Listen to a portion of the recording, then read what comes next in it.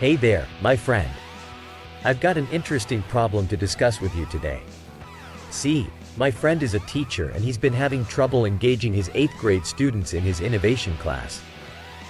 No matter what incentives he offers, like good grades or warnings of failure, the students just don't seem motivated to learn. So, what can he do to ignite their passion for learning? Well, I recently read a fascinating book called Drive by Daniel Pink that sheds some light on this issue. You see, Daniel Pink discovered that if you try to motivate others with external incentives, like rewards or punishments, you actually strip away their enjoyment of the process. It's counterintuitive, but true. This explains why turning your passion into a business solely for the money often leads to hating what you once loved.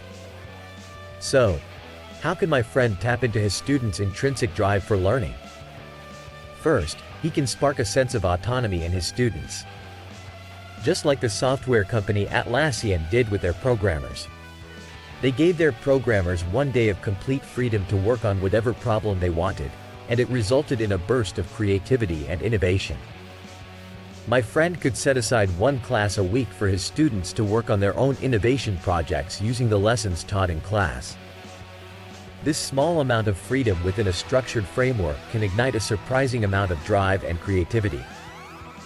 Next, he can create a Goldilocks work zone for his students, just like Green Cargo did with their performance reviews. Green Cargo, a shipping company in Sweden, started having monthly one-on-one coaching sessions with their employees. The goal was to find the perfect balance between too easy and too difficult assignments, known as the Goldilocks work zone. By fine-tuning the difficulty level of each assignment, the employees felt engaged and experienced a sense of mastery. My friend can do the same by adjusting the difficulty level of his students' assignments based on their individual skill levels. Finally, my friend can tap into the power of purpose. When Facebook's Sheryl Sandberg starts a meeting, she always starts by stating the team's mission. By reminding everyone of the purpose behind their work, it sparks a sense of purpose and drive. My friend can do the same by explaining how each topic they're learning will benefit people they care about or a large group of people. Connecting their learning to a greater purpose can ignite a sense of passion and engagement in his students. So, my friend, if you want to motivate others or yourself to tackle complex problems, it's time to ditch the external incentives and focus on autonomy, mastery, and purpose. That's the core message from Drive by Daniel Pink, and it's truly essential reading. And hey, if you want a handy PDF summary of the book's insights, I've got you covered. Just click the link below and I'll email it to you. Thanks for watching, my ambitious friend, and remember to have a productive week ahead. Background music. Hey there, friends. Are you tired of struggling with important projects and tasks? Do you find yourself constantly drained and lacking the energy to do the things that matter to you? Well, I've got some great news for you. There's a way to make your work effortless and enjoyable. Imagine being able to make progress on your projects every day, while still having plenty of energy left over for your health, relationships, and responsibilities. It may sound too good to be true, but it's not. In this video, I'm going to reveal the secrets to effortless productivity, so that you can start achieving your goals with ease. But before we dive in, make sure to subscribe to this channel, like this video, and hit that notification bell. By doing so, you'll be on your way to unlocking the benefits I'm about to share with you. So, let's get started. Ever felt overwhelmed by a challenging project? Well, you're not alone. But here's the thing, important work doesn't have to be hard. In fact, it can be effortless. That's why I want to introduce you to the DDOGG method, as outlined in the book Effortless by Greg McKeown. DDOG stands for done, delete, obvious, gradual, and grateful. Let's break it down. First, let's talk about done.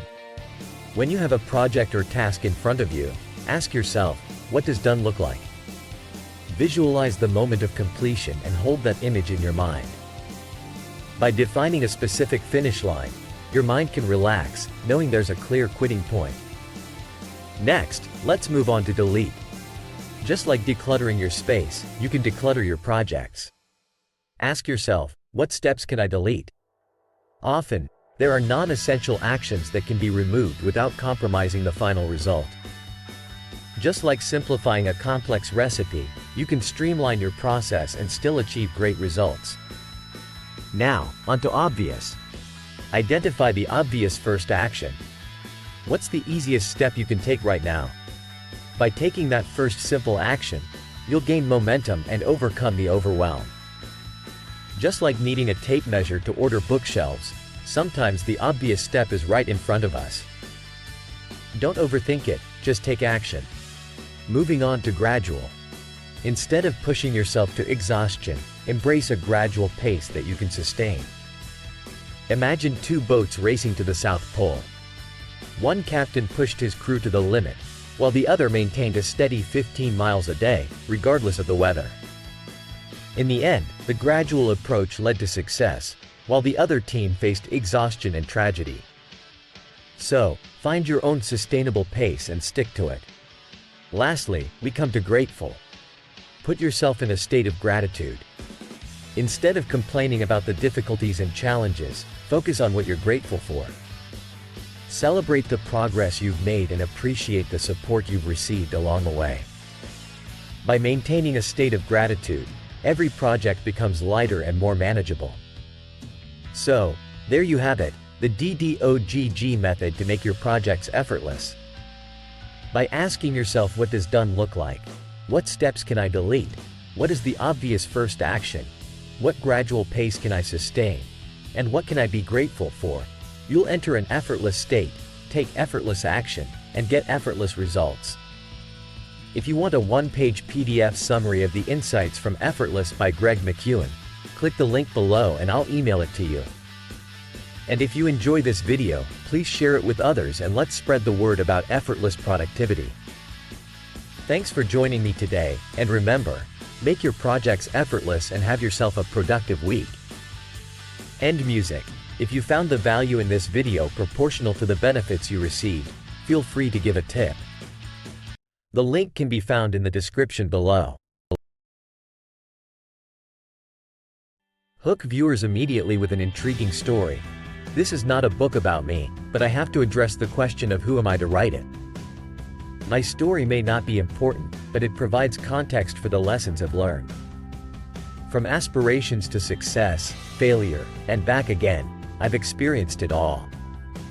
I dropped out of college at 19 and quickly found success, becoming the youngest executive at a talent management agency and publishing a controversial bestseller by 25. But behind the scenes, there were moments of crushing defeat and mistakes that shaped me. Introduce the central theme of ego and its impact. In 2014, everything seemed to fall apart. The companies I worked for teetered on the edge of bankruptcy, mentors unraveled, and I found myself back where I started, stressed and overworked. It forced me to confront my own ego and workaholic tendencies. I realized that the same drive that made me successful also had a price. I was trapped inside my own head, leading to a treadmill of pain and frustration. Discuss the research on ego and its effects. As a researcher, I had delved into the history of ego and its impact on individuals and society. I observed how ego had cost admired individuals millions of dollars and held them back from their goals.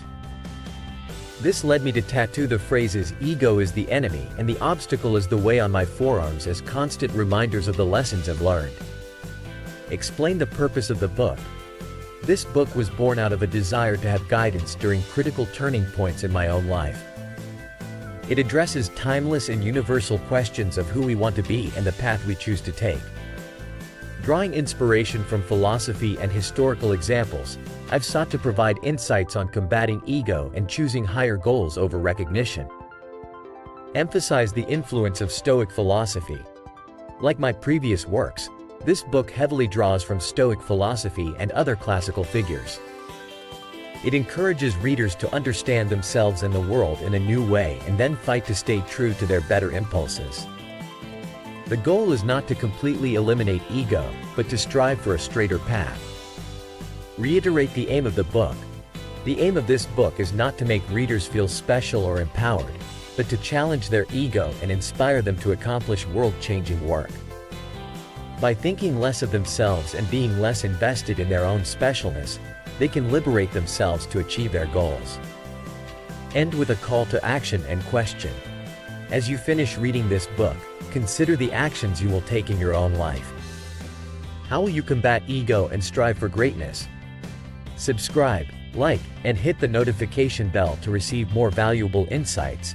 And if you found this video valuable, consider giving a tip proportional to the value you received. The link can be found in the description.